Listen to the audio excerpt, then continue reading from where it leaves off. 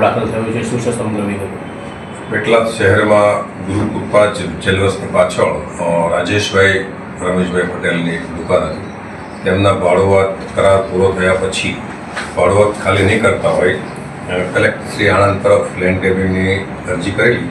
તેના આધારે એસડીપીઓ પેટલાદ અને એસડીએમ કલેક્ટરની જે તપાસ થતી હોય છે એના આધારે ફરિયાદ દાખલ કરેલી છે કલેક્ટરશ્રીના હુકમ મુજબ. અને એમાં આરોપી નવગણભાઈ ગાંડાભાઈ, જીતેશ તથા હર્ષદ આ ત્રણેયને એરેસ્ટ કરવામાં આવ્યા છે.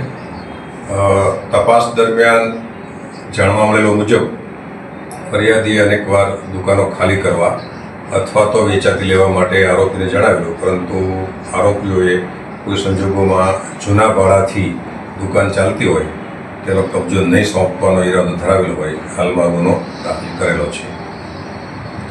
ઓકે.